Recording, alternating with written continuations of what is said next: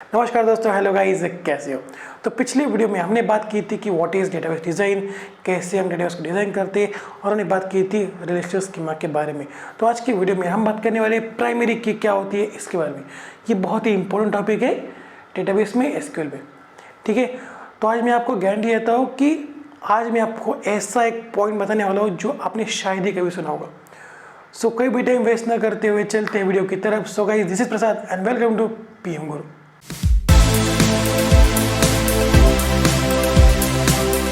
So first of all, what is primary key. Primary key क्या होता है ये देखते हैं। ठीक है, तो देखो, अ कॉलम और a set of columns whose value exist and is unique for every record in a table is called as primary key. अब देखो, थोड़ी देर के लिए और सेट ऑफ कॉलम्स इसको भूल जाओ। ठीक है, अब सिर्फ कॉलम के ऊपर ध्यान दो। ठीक है, a column whose value exist and is unique for every record in the table is called as primary की।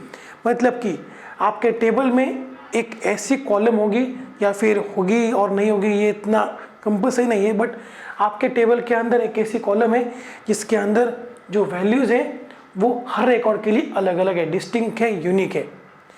उस कॉलम को हम कह सकते हैं प्राइमरी की, उस कॉलम को हम प्राइमरी की बना सकते हैं। मतलब कि यहाँ पे अगर मैं सेल्स टेबल की बात करूँ तो यहाँ पे क्या है, देखो, परचेस नंबर एक ऐसा कॉलम है जिसके अंदर जो वैल्यूज़ है वो रिपीट नहीं हो रही। ठीक है, हर रिकॉर्ड के लिए जो वैल्यू है वो अलग अलग है। ठीक है, 1 जो है वो आगे कहीं रिपीट नहीं हो रहा, 2 जो है वो आगे कहीं रिपीट नहीं हो रहा। ठीक है, तो अगर बात करूँ डेट कॉलम की तो देखो, यहाँ पे ठीक है, यहाँ पे ठीक है, यहाँ पे ठीक है, यहाँ पे भी ठीक है, बट अगर ये बात करो आखिरी रिकॉर्ड की तो क्या हो रहा है, इस वाले रिकॉर्ड और इस वाले रिकॉर्ड की जो डेट है वो एक है।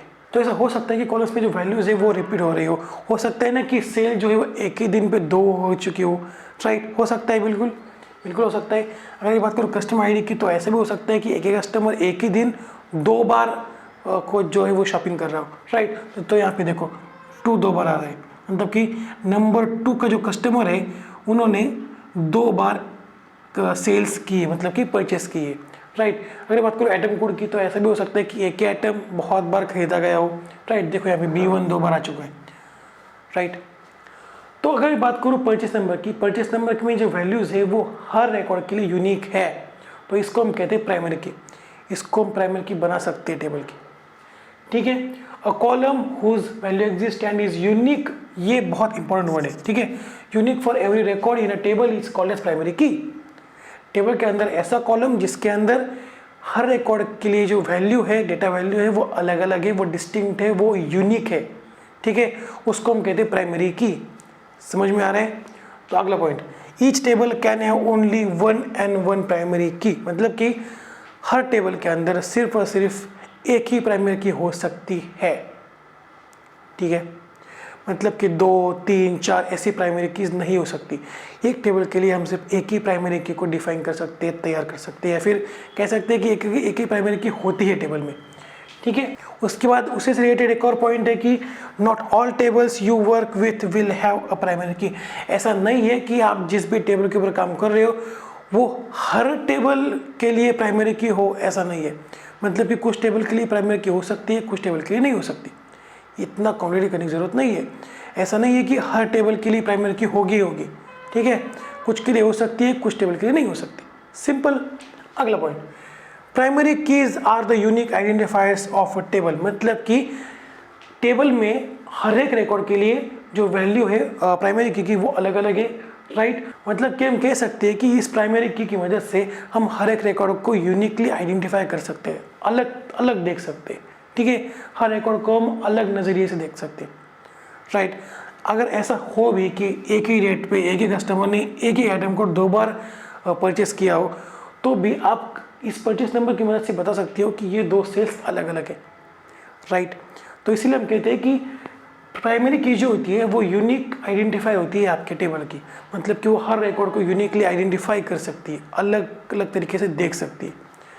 ठीक है, आखिरी point, can not contain null values. मतलब कि प्राइमरी के अंदर कभी भी नल वैल्यू नहीं आ सकती। मतलब कि यहाँ पे आप ब्लैंक स्पेस नहीं छोड़ सकते। ठीक है, प्राइमरी के अंदर नल वैल्यूज नहीं हो सकती। समझ में आ रहा है। यहाँ पे कोई ना कोई वैल्यू, स्ट्रिंग, नंबर कुछ भी हो सकता है, बट वहाँ पे आपको कुछ ना कुछ डालना पड़ेगा। बट कंडीशन सिर्फ यही है कि वैल्यू नल नहीं होनी चाहिए और वो कहीं पे और रिपीट नहीं होनी चाहिए। वो यूनिक होनी चाहिए उस पर्टिकुलर रिकॉर्ड के लिए। तो अगर मैं इसका रियल टाइम एग्जांपल देने की कोशिश करूँ तो आपने आपके कॉलेज आईडी के ऊपर आपका नंबर देखा होगा, वो नंबर हर एक स्टूडेंट के लिए अलग अलग होता है। हो सकता है ना कि एक कॉलेज में प्रसाद बहुत सारे होंगे, महाजन बहुत सारे होंगे, तो कॉलेज वाले डिस्टिंग कैसे करेंगे, यूनिक कैसे करेंगे हर एक स्टूडेंट को। इसलिए उन्होंने आपको एक नंबर दिया होता है जिसकी मदद से वो देख सकते हैं कि हर एक बंदा अलग अलग है, हर एक बंदे के लिए जो नंबर है वो अलग अलग होता है। आप कह सकते हो कि वो होता है आपका एलिजिबिलिटी नंबर, जो हर बंदे के लिए अलग अलग होता है। ठीक है, तो यही एग्जाम्पल है प्राइमरी की का। तो आप समझ में आ रहा है कि व्हाट इज प्राइमरी की। अब हम चलते हैं कि इस लाइन का मतलब क्या होता है ये देखने के लिए। तो अब बात कर लेते थे कि और सेट ऑफ कॉलम्स, इसका मतलब क्या होता है। देखो, अ कॉलम और set of columns whose value exist and is unique for every record in the table is called primary key. अभी तक ये आपको समझ में आ रहा होगा कि टेबल में हर एक रिकॉर्ड के लिए अलग अलग वैल्यू होनी चाहिए एक कॉलम में, जिसको हम प्राइमरी की कहते हैं। ठीक है, बट मैंने ऐसा कहा था कि हर एक टेबल के लिए प्राइमरी की एक ही होगी। बट क्या मैंने ऐसा कहा था कि हर रिकॉर्ड के लिए जो प्राइमरी की है वो एक ही कॉलम से होगी? नहीं। तो देखो क्या होता है कि ऐसा हो सकता है कि हम दो कॉलम्स को मिला के एक प्राइमरी की तैयार कर रहे हो। यहाँ पे दो प्राइमरी की नहीं है, ठीक है, दो प्राइमरी की मैं बात नहीं कर रहा हूँ, प्राइमरी की एक ही होगी, बट वो हम दो कॉलम्स को मिला के बना रहे होंगे। ठीक है, एग्जाम्पल देखें तो परचेस नंबर एंड डेट। ठीक है, आगे पॉइंट की तरफ बात कर लेते हैं, फिर आपको समझ में आ जाएगा। देखो, may be composed of a set of columns not just one column, मतलब कि सेट ऑफ कॉलम्स हो सकती है एक प्राइमरी की, एक कॉलम नहीं। ठीक है, a primary key must be unique और we can say pair must be unique, मतलब कि अगर मैं इन दोनों को मिला के प्राइमरी की बना रहा हूं तो ये जो पेयर है वो मस्ट बी यूनिक, ये जो पेयर है वो यूनिक होनी चाहिए हर रिकॉर्ड के लिए।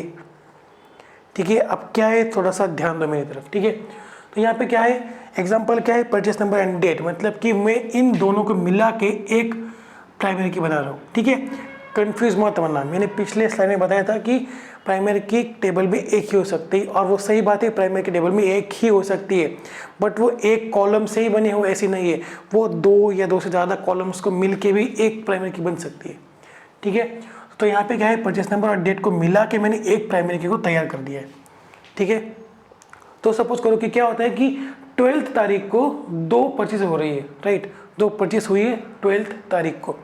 ठीक है, तो हम डिस्टिंग्विश कैसे करेंगे कि दोनों जो सेल्स है वो अलग अलग है, राइट, तो वो हम करेंगे परचेस नंबर की मदद से। यहाँ पे 4 एक है और 5 है, मतलब कि देखो यहाँ पे पेयर जो है वो यूनिक है। ठीक है, ये पेयर एक यूनिक है और ये पेयर एक यूनिक है, मतलब कि ऐसा भी हो सकता है कि ये दोनों अलग अलग, मतलब कि यहाँ पे अगर मैं कर दूँ 13, ठीक है, और यहाँ पे मैं कर दूँ 5, ओके, तो यहाँ पे क्या हो रहा है, परचेस नंबर में 5 दो बार आ रहा है, बट डेट में 12 और 13 अलग अलग है, तो ये पेयर यूनिक बन जाएगी। ठीक है, तो इसकी मदद से आप रिकॉर्ड को आइडेंटिफाई कर सकते हो कि 5 नंबर की परचेस है, बट वो दो अलग अलग डेट पे हो रही है। ठीक है, समझ में आ रहा है। In unique pair at least one column value must be different from other, मतलब कि इस पेयर में एटलीस्ट एक ऐसी वैल्यू होनी चाहिए जो उस कॉलम में यूनिकली हो, मतलब कि डिफरेंट हो बाकी वैल्यूज से। ठीक है, इसके हम कहते हैं यूनिक पेयर, मतलब कि प्राइमरी की हम सिर्फ एक कॉलम से ले सकते हैं ऐसा नहीं है, प्राइमरी की दो कॉलम्स के मिला के भी हम बना सकते हैं, बट कंडीशन ये है कि उन दो कॉलम्स की जो पेयर बनेगी ना वो यूनिक होनी चाहिए। ठीक है, ओके, अब हम देखते हैं कि रिलेशन स्कीमा में इसका जो है वो सिंटैक्स कैसे बनता है। ठीक है, देखो अगर मैं इसका सिंटैक्स बनाने की कोशिश करूँ तो मैं यहीं पे बना देता हूँ। ठीक है, तो देखो यहाँ पे आएगा आपका सेल्स का टेबल। ठीक है, आपकी प्राइमरी की क्या है, वो है परचेस नंबर। ठीक है, मैं यहाँ पे एक ही ले रहा हूँ, दो नहीं ले रहा। परचेस नंबर आपकी प्राइमरी की है, उसके बाद डेट आपकी जो है वो एक कॉलम है टेबल के अंदर, उसके बाद एक कस्टमर आईडी, ठीक है, और आखिरी कॉलम में वो है आइटम कोड। ठीक है, तो ये बन जाएगा नोटेशन रिलेशनल स्कीमा में आपके सेल्स टेबल का। समझ में आ रहा है, purchase number, date, customer ID और आइटम कोड, ये 4 कॉलम्स है सेल्स टेबल के अंदर, जिसमें से परचेस नंबर जो है वो प्राइमरी की है और जिसको मैंने अंडरलाइन करा हुआ है। प्राइमरी की always underlined in notation of relational schema. ठीक है। तो मुझे नहीं लगता कि कोई भी डाउट बचा होगा। अगर कुछ डाउट बचा हो तो मुझसे कमेंट बॉक्स में पूछ सकते हो, मैं उसका आंसर देने की कोशिश जरूर करूंगा। सो यार, अगर वीडियो पसंद आती हो तो वीडियो को लाइक कर दो, नए हो तो चैनल को सब्सक्राइब कर लो और बेल आइकन को जरूर से दबा देना, ताकि मेरे आने वाले हर वीडियो के अपडेट सबसे पहले आपके पास पहुंचते रहे। तो मिलते हैं अगले वीडियो में, तब तक के लिए stay here, have a good day and bye bye.